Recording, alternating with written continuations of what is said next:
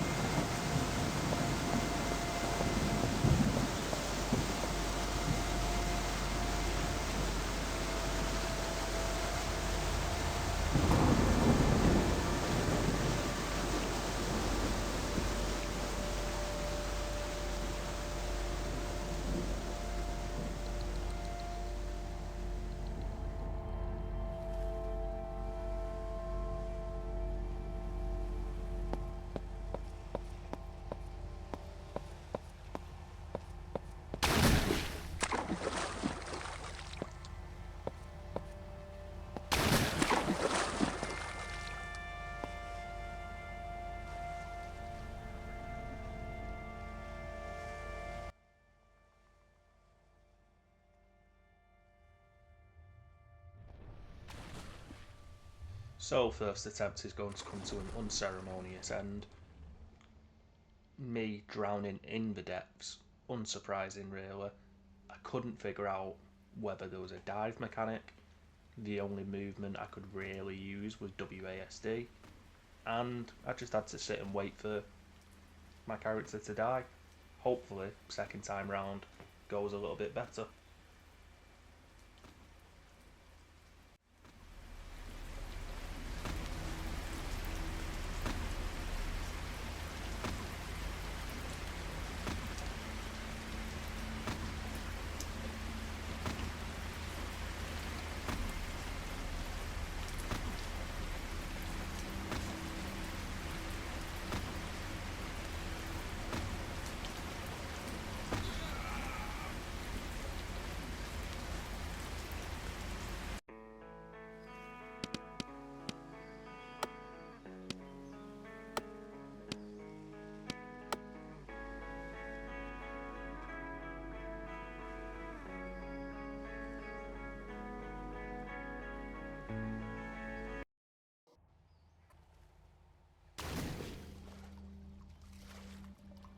So here we go with the second attempt. For some reason my character started in the water this time, whether that's usual or not, I don't know.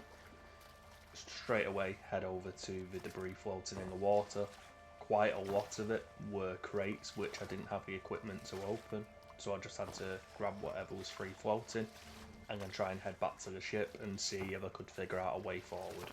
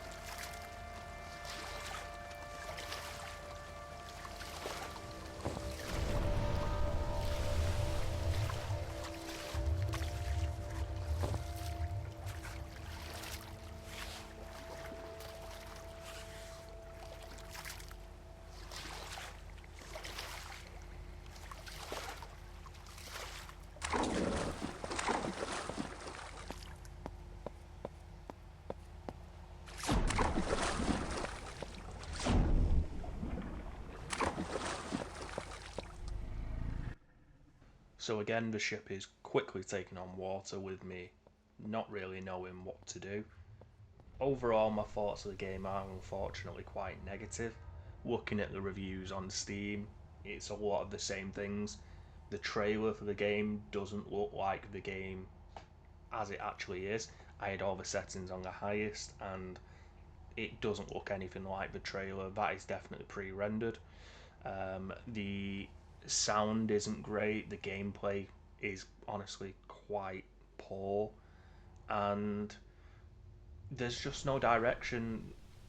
There are much better options for survival games than this, unfortunately.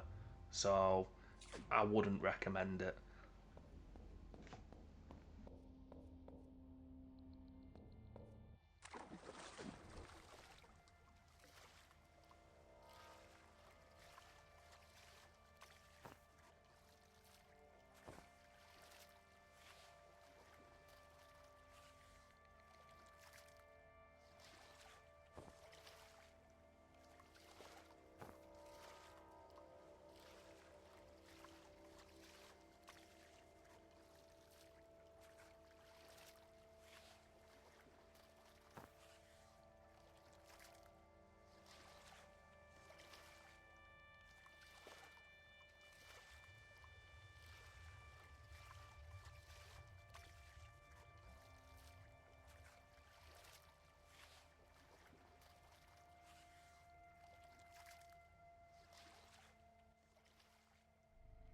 that's going to wrap things up for today's video. Thank you everybody for watching.